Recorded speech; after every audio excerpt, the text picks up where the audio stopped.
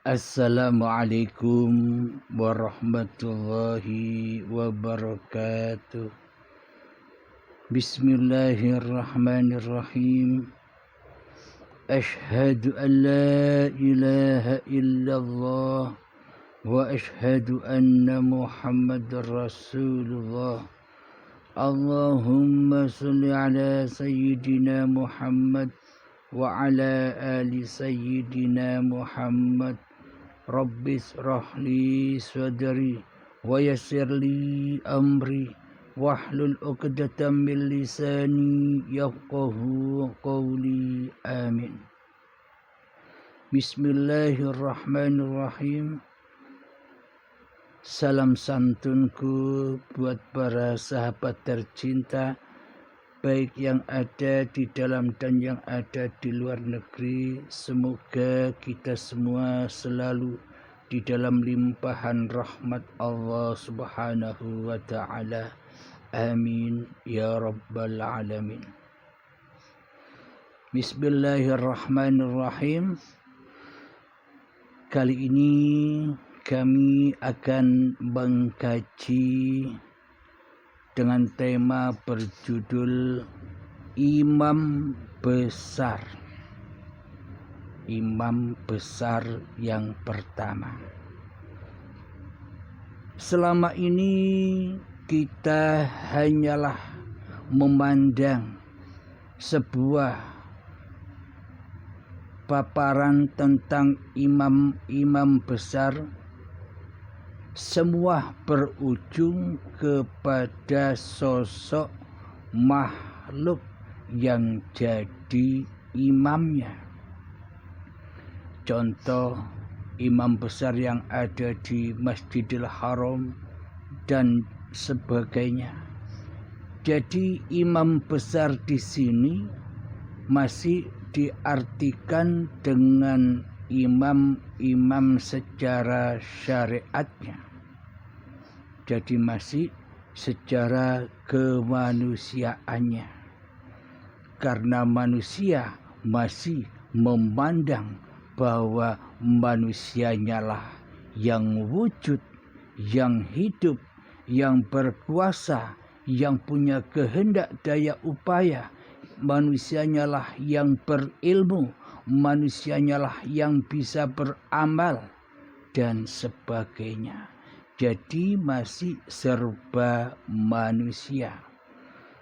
Maka yang dikatakan imam besar adalah masih sosok manusianya. Alhamdulillahirabbil alamin. Di sini kami mengkaji sebuah paparan tentang imam besar yang mana babakan batiniahnya, babakan hati, babakan rohaniah. Selama ini kita menganggap bahwa badan-badan inilah sebagai imam, sebagai yang punya hidup, sebagai yang punya kekuasaan, sebagai yang punya kehendak atas apapun yang kita lakukan. Jadi seolah-olah badan-badan inilah imamnya di segala aktivitas-aktivitas kita. Badan menjadi imam saat kita duduk. Badan menjadi imam saat kita berdiri. Badan menjadi imam saat kita mandi. Badan menjadi imam saat kita sholat. Badan menjadi imam saat kita ibadah. Badan menjadi imam saat kita bekerja dan sebagainya. Jadi seolah-olah semua perbuatan itu, semua peristiwa itu, semua aktivitas-aktivitas itu diimami oleh badan-badan kita yang merasa berbuat segala sesuatu itu. Akan tetapi selama ini kita salah fokus, kita salah memandang bahwa selama ini kita selalu menjadikan imam besar badan-badan kita ini daripada menjadikan imam besar hidup yang berkuasa atas seluruh aktivitas badania ini. Selama ini kita buta akan siapa yang berkuasa, akan siapa yang mengimami, yang menggerakkan, yang memperjalankan badan-badan ini sehingga badan-badan ini bisa berlaku apa saja, bisa beraktivitas apa saja. Jadi selama ini kita salah pandangan, kita salah persaksian, seolah-olah badan-badan inilah yang bergelar. Akan tetapi sesungguhnya di balik gelarnya badan ini, di balik aktivitasnya badan ini, di balik pergerakan perjalanan badan ini ada imam besar yang tersembunyi. Siapakah imam besar yang tersembunyi di balik badan-badan manusia kita ini?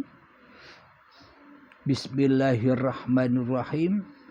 Al-insanu sirri. Manusia itu adalah sebuah rahasia. Wa ana sirruhu. Dan aku Allah sebagai rahasia di balik manusia.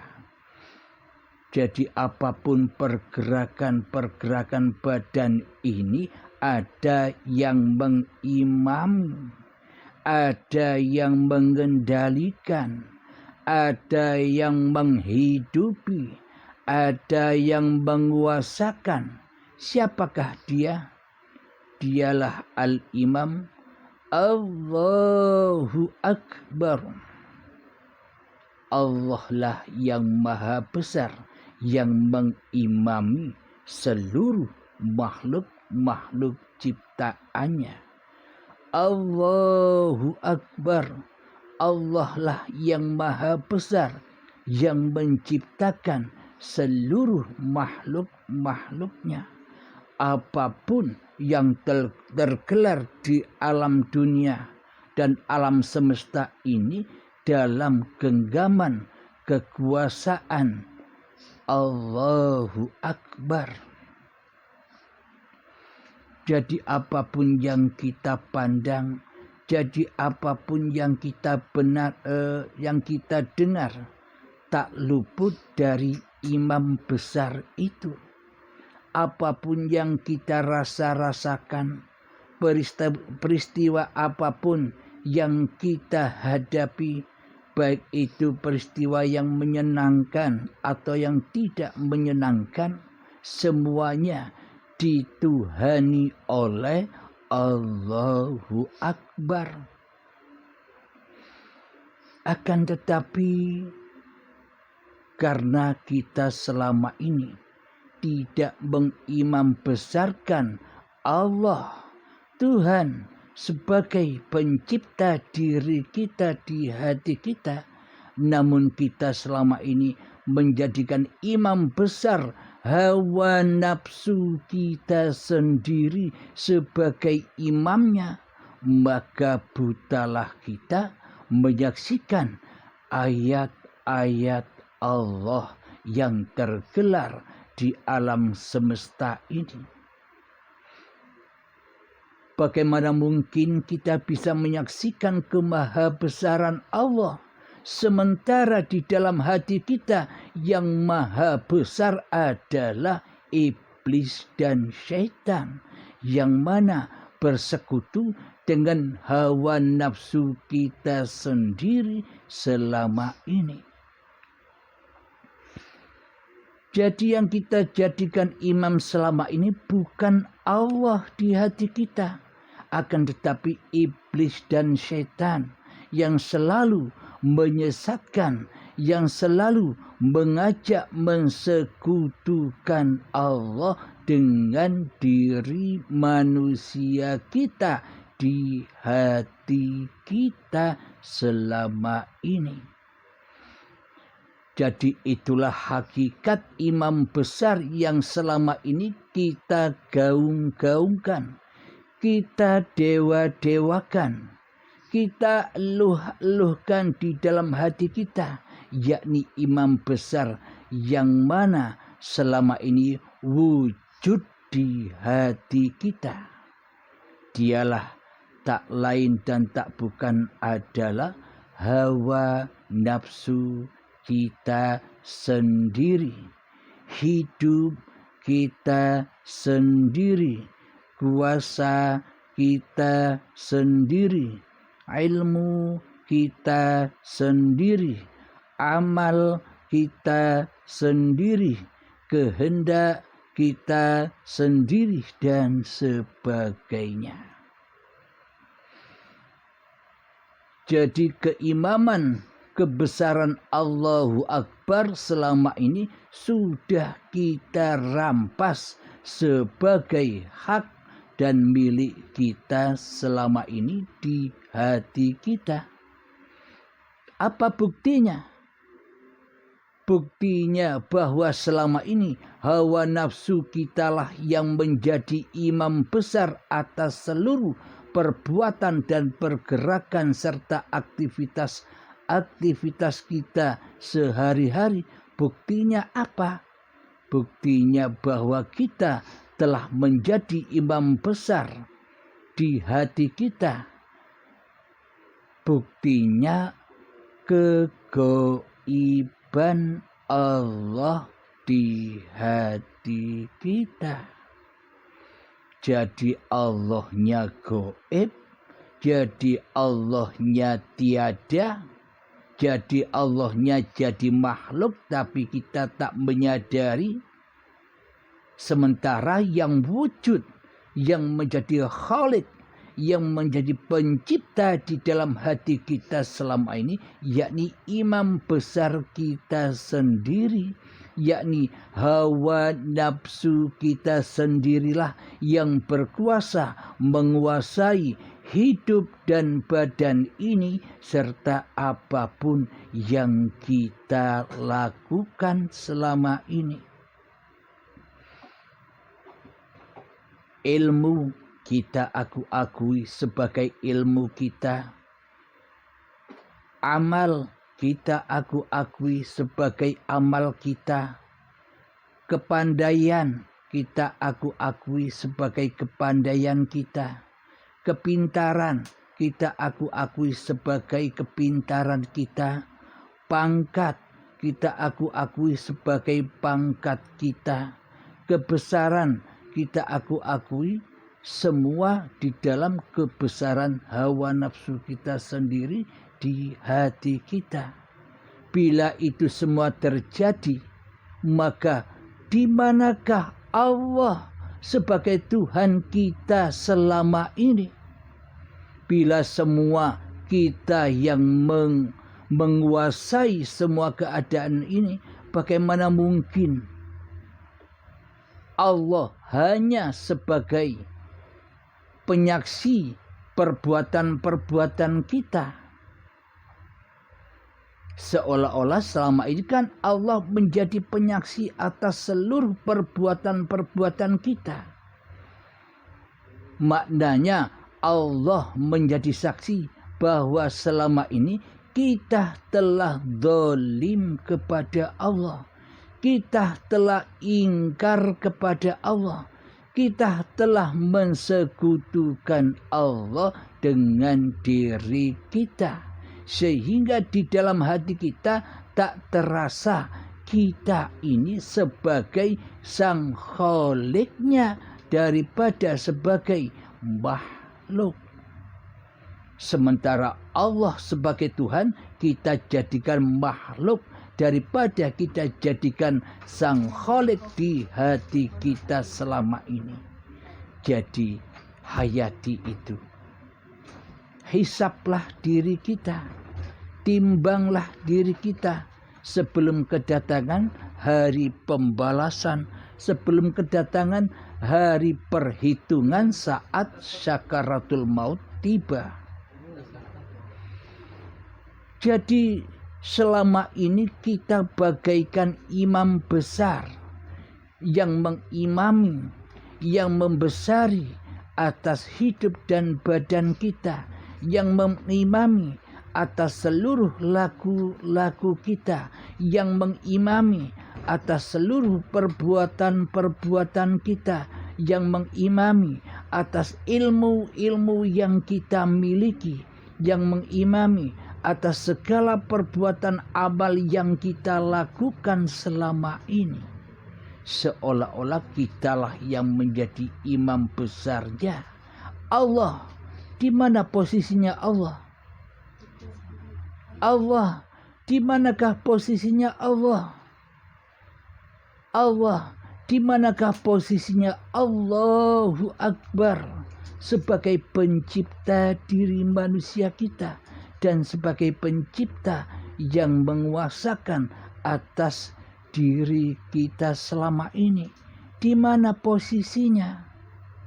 Sementara di hati kita selama ini selalu mentiadakan, menggoibkan Allah sebagai Tuhan atas diri kita sendiri selama ini. Apakah itu dikatakan sudah bertuhan?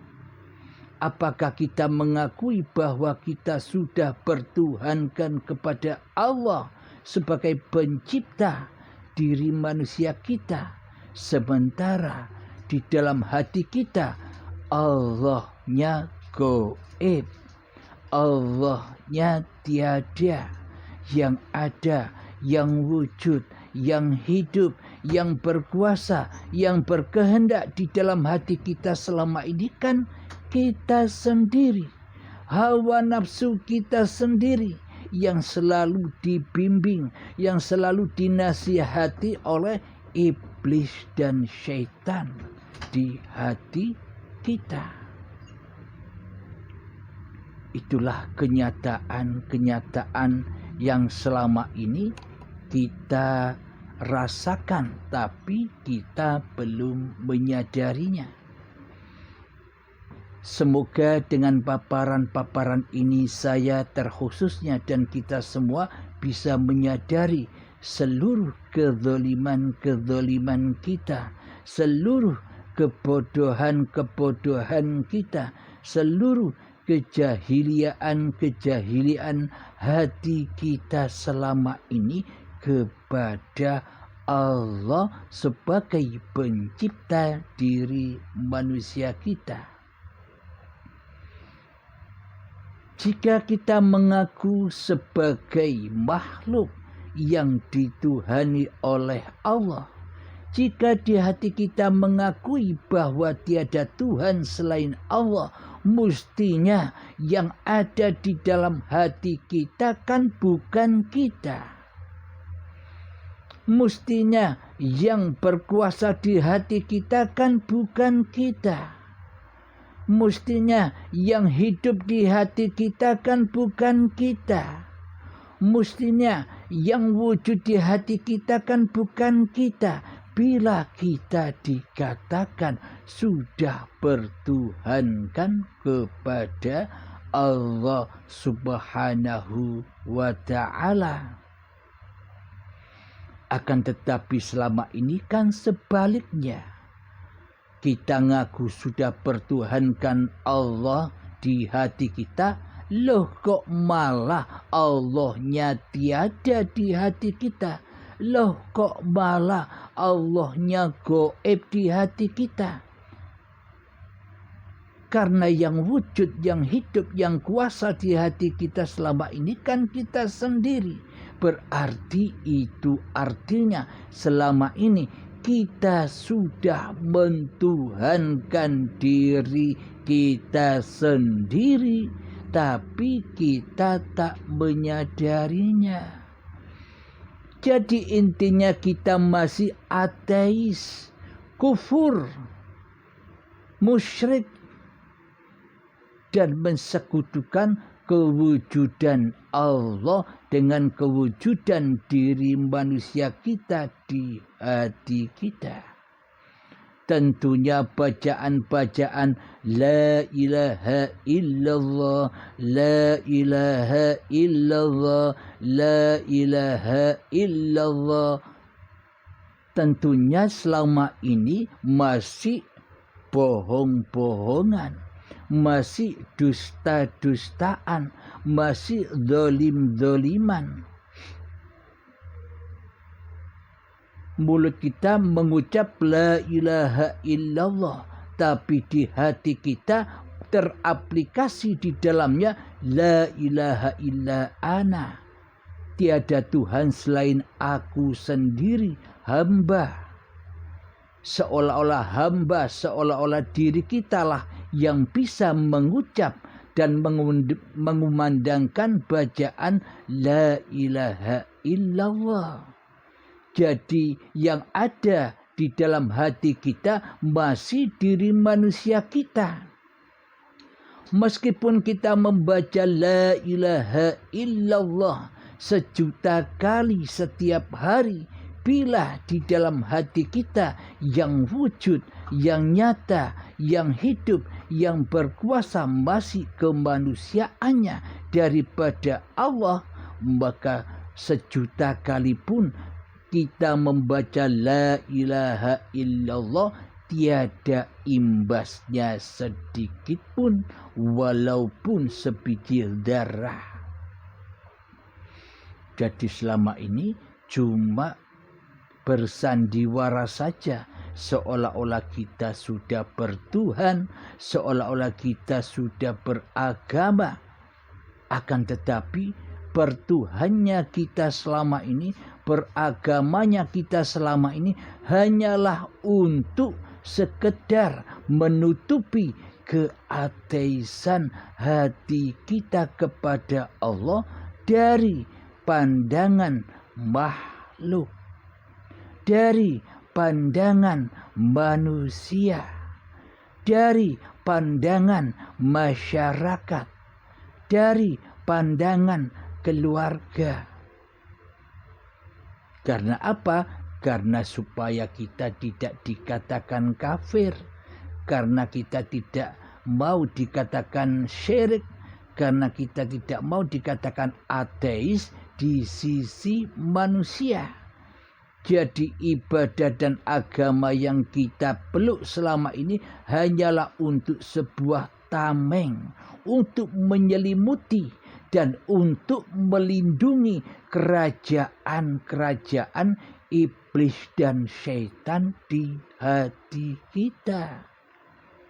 Supaya manusia tidak kelihatan bahwa yang wujud, bahwa yang menjadi Tuhan, bahwa yang menjadi Sang Kholik di hati kita masih hawa nafsu kita sendiri daripada Allah Subhanahu wa ta'ala.